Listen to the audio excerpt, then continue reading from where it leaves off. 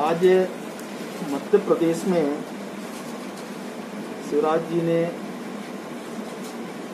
एक पात्रता पर्ची जो लोग बाकी जो शेष थे 7.5 करोड़ में से 5 करोड़ 11 लाख लोगों को हम अभी तक खाद्यान्न यहाँ देते थे मध्य प्रदेश में, और उसमें से अभी आज की तारीख में 37 लाख लोग जो नए जुड़े हुए हैं, उसमें से छिंदवाड़ा में जो संख्या है अभी तक यहाँ पर 16 लाख लोगों को मिलता है, 16 लाख, और आज की तारीख में 1,36,000 लोग जो नए जुड़े हुए हैं। ऐसे कुल मिलाकर के 17,75,000 के आसपास की संख्या छिंदवाड़ा जिले की होती है आज की तारीख में। ये पुराने और ये नए संख्या। तो हमारे सामने एक बड़ी संकट मध्य प्रदेश में कि जिन लोगों को खाद्यान्न नहीं मिल पाया कोविड के समय में, ऐसे लोग काफी परेशान हुए।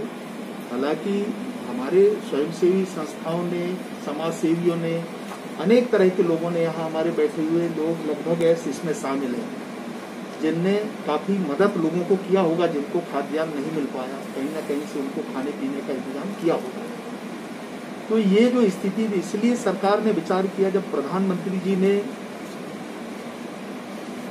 20 लाख करोड़ का जब पैकेज अनाउंस किया, तो उसमें से देश में 80 करोड़ लोगों को खाद्यान्न देने का फैसला किया गया और उतने लोगों को हम वितरण करते हैं।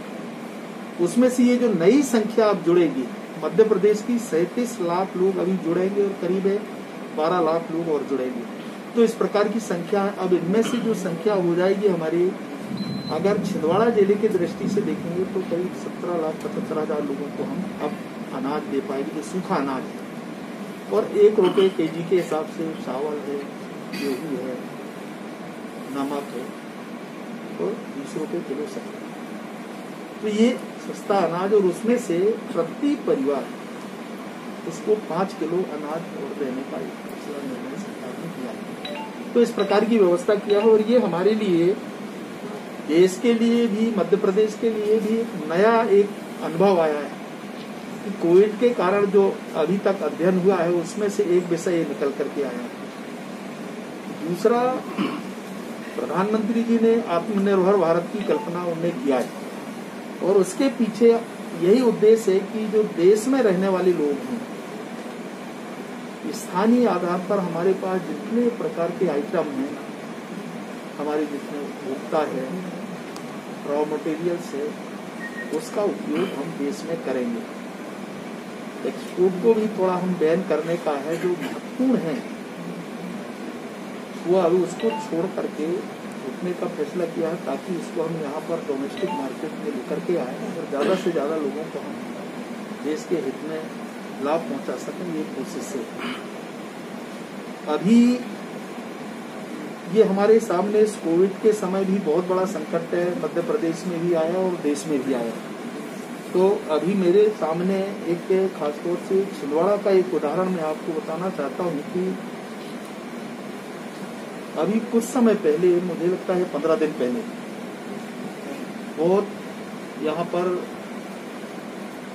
अतिवृष्टि की जो स्थिति बनी, इसके कारण बाढ़ और किसान भी प्रभावित हुए, कुछ ऐसे लोग भी हुए जिसमें 5 लोगों की मृत्यु हुई।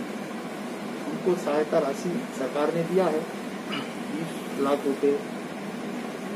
मकान करीब 8,650 मकान गिरे हैं, और पूर्णतः अगर क्षतिग्रस्त लगभग 650 के आसपास जो मकान हैं जो पूरी तरीके से समाप्त हो गए ऐसा, और लगभग उनको 1,110 लाख रुपए के आसपास की उनकी टोटल जो उसमें इन्वेस्ट करने का है जो लागत है। पशु हानि भी काफी बड़ी संख्या में है कि 5,473 पशुओं की जान गई।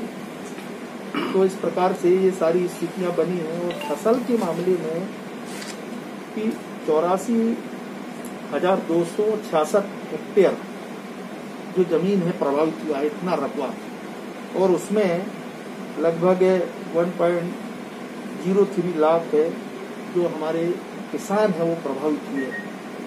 ये एक बहुत बड़ा और करीब है जो आकलन अभी तक किया गया है जिस जिले के छिंदवाड़ा के लिए, तो लगभग 8,944 लाख रुपए एक संभावना जो हम क्षतिग्रस्त मुआवजा जिसको बोलते हैं आरबीसी को, वो देने का इस प्रकार का विचार किया है सरकार ने मांग किया है। और मध्य प्रदेश सरकार जितने भी ऐसे प्रभावित परिवार हैं उन प्रभावित परिवारों को जो इस पूरे अतिवृष्टि के कारण प्रभावित हुए हैं, चाहे किसान हो, मकान हो या जो भी तरह के नुकसान हुआ है, उसकी भरपाई सरकार करेगी दृष्टि से। और सरकार ने आज की तारीख में हमारे पास सारे जो संसाधन अभी तक हैं, वैसे भी आर्थिक दृष्टि से सारा देश प्रभावित हुआ है कोरोना के कारण, फिर भी जितना अधिकतम हो सकता है हम कोशिश कर रहे हैं, जो नुकसान हुआ उसकी भरपाई भी करेंगे। और आज का जो विशेष कार्यक्रम था अन्न वितरण का, पात्रता पर्ची का, ये बहुत अभिनव कार्यक्रम है और इसी दृष्टि से आज छिंदवाड़ा में। मंत्री जी, आपने बताया अभी कार्यक्रम में कि देश की 130 करोड़ जनता में 80 करोड़ जनता को आप राशन वितरण करवा रहे हैं, मतलब आधे से ज्यादा प्रतिशत में हमारे गरीबी रेखा के लोग नीचे जीवन यापन कर रहे हैं। तो ऐसे में आत्मनिर्भर भारत में ये कहीं बाधा तो नहीं है? कैसे कर पाएंगे हम? देखिए, इसमें दो चीजें हैं। इसमें आप किस नजरिए से देश को देखते हैं। मैंने कहा कि इतने लोग हैं जिनको हम राशन वितरण कर रहे हैं, ये हमारी जो उचित मूल्य की दुकानें हैं, इस माध्यम से 80 करोड़ लोगों को देश में हम दे रहे हैं। उनमें और भी हमारे पास सहायता समूह हैं, सोसाइटियां हैं, अन्य हमारे उपभोक्ता संस्थाएं हैं, इसे सब मिलाकर, और जो लाभार्थी है उनकी संख्या है 80 करोड़। और आत्मनिर्भर भारत की कल्पना इस दृष्टि से किया गया है कि अभी तक हमारे पास जितने उद्योग धंधे हुआ करते थे, अनेक तरह के व्यवसाय हैं, हमारे स्थानीय आधार पर एमएसएमई सेक्टर के जितने हमारे जो लघु उद्योग हैं, जो मझले उद्योग हैं, इस प्रकार के उद्योग धंधों को भी अभी तक हमारे यहाँ बहुत सारे ऐसे उद्योग हैं। हमारे यहाँ मैन्युफैक्चरिंग बहुत सारी यूनिट है, एक्सपोर्ट लोग विदेशों में करते थे। तो हमारा कहने का मतलब ये है कि हम बाहर एक्सपोर्ट ना करके उसको हम डाइवर्ट करेंगे डोमेस्टिक की तरफ, भारत के लोगों के हित में, और भारत में ही इसका उपयोग हो। ये एक कल्पना है और इसके कारण लोगों को काम भी मिलेगा। जो हमारे पास रॉ मटेरियल उसका उपयोग हम भारत के अंदर कर पाएंगे, नए इंडस्ट्री को हम और यहाँ पर शिक्षण देंगे।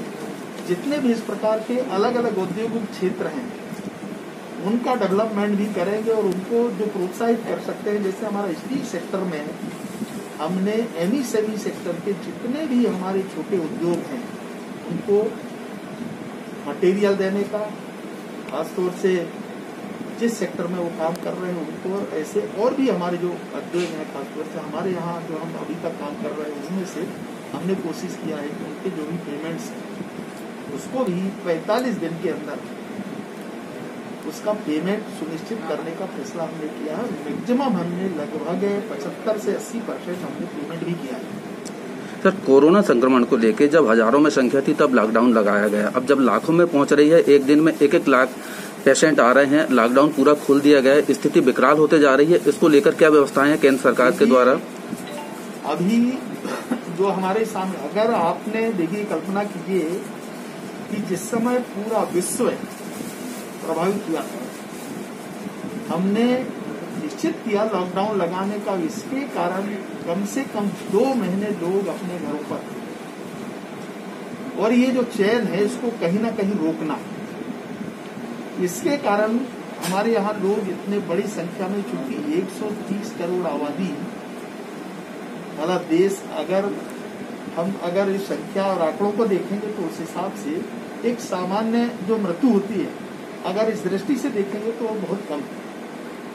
आज इसका कोई इलाज नहीं है। उसका इलाज यही है कि हम थोड़ा सामाजिक दूरी, मास्क का उपयोग करें, सार्वजनिक संस्थाओं में जो दूरी बना करके आपस में बातचीत करते हैं, ये एक कोशिश हुई है। और सरकार ने हर दृष्टि से विचार किया, और फिर जब अनलॉक हमने जब शुरू किया तो धीरे धीरे ये कोशिश हुई कि हमको इस कोरोना से लड़ने के लिए हमको उस समय कुछ हिताद बरतते हुए हमको आगे बढ़ना चाहिए।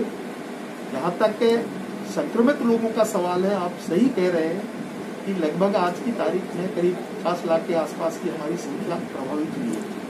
उसमें से भी 42 लाख ऐसे लोग हैं जो ठीक भी हुए हैं।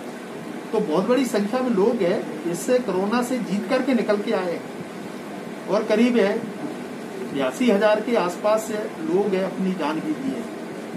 ये अभी तक की जो स्थिति है, अगर दुनिया के उन देशों की तुलना करेंगे तो उससे हमारे यहाँ बहुत अच्छी स्थिति में है।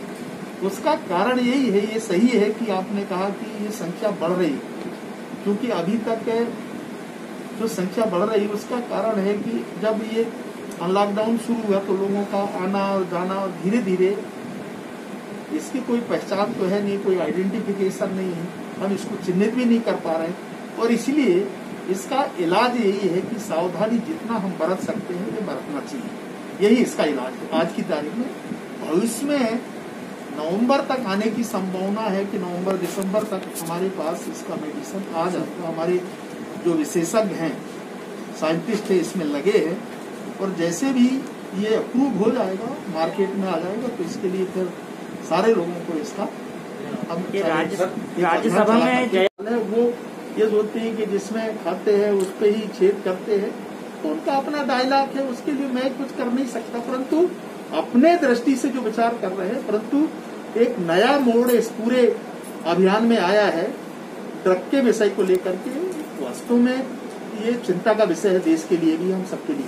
सर, प्रदेश के तत्कालीन मुख्यमंत्री कहते हैं कि जो बीजेपी का बिल्ला लेके अधिकारी कर्मचारी घूम रहे हैं, उसको उपचुनाव के बाद उसकी वर्दी निकाल दी जाएगी उन लोगों की, उसके बारे में आपका क्या कहना है? ऐसा है, देखिए, पुलिस की वर्दी या सामान्य जो कर्मचारी है उनकी वर्दी, उससे तो कोई पहचान सकते हैं क्योंकि उनने ऐसा किया है। हमने किसी की वर्दी नहीं बदला, हम तो भाईचारे के साथ में समाज में काम किया। वही अधिकारी, वही कर्मचारी है, उनके साथ में भी काम किया और जनता की सेवा किया। प्रदेश के लिए जिन ऊंचाइयों तक को प्रदेश में छुआ है, किसान के लिए विशेषकर, कनेक्टिविटी के लिए, बिजली के लिए, आप कोई ऐसा क्षेत्र नहीं है कि 15 वर्षों के अंदर पूरे मध्य प्रदेश, जो बदहाल मध्य प्रदेश जिसको हम कहते थे, हमने देखा है उसको ऊपर उठाया। और 15 महीने के अंदर अगर आप देखेंगे तो कोई नया काम नहीं हुआ। वास्तव में किसानों के लिए कहा गया था, सरकार इसको लेकर के बनी, लोगों ने विश्वास किया कांग्रेस पर। ठीक है, बहुमत में वो नहीं थे, परंतु संख्या में ज्यादा थे, सरकार में आए। 15 महीने में कोई उदाहरण पेश नहीं हुआ प्रदेश में। किसानों का कर्जा माफ नहीं किया, 2 लाख तक कर्जा माफी की बात किया, उसको भी नहीं किया। यहाँ तक गरीबों का जो काम था, संबल जैसी योजना जो मैंने अभी उदाहरण दिया कि हम ये 4-4 लाख रुपए जो गरीब आदमी उसको हम देते थे अगर कोई इस प्रकार की दुर्घटना हो जाए, इसको बंद कर दिया। अभी शिवराज जी के आने के बाद इसको बहाल किया। यही सरकार का काम है कि गरीब आदमी के हित में जो अच्छा कर सकते हैं, बेहतर कर सकते हैं, वो सरकार ने कोशिश किया। उपचुनाव में भाजपा को देश की जनता और जनभावना को लेकर के है कि जिस सरकार के बारे में हमने देखा है 15 महीने में, और इसीलिए प्रदेश की जनता भी चाहती थी कि अब भारतीय जनता पार्टी, शिवराज जी को फिर जरूरत है मध्य प्रदेश को, और इसीलिए हमको अवसर दिया है और हमको जितना हम ज्यादा सीटें जीत सकते हैं हमारी कोशिश है। परंतु स्थायित्व चाहिए, इसको ध्यान में रख करके सरकार बन गई है, हमारी संख्या भी बढ़ेगी और ज्यादा से ज्यादा संख्या हम जीत करके आएंगे और सरकार पूरे जो शेष समय है उसको पूरा करेगी सरकार, इतना मैं कह सकता हूँ।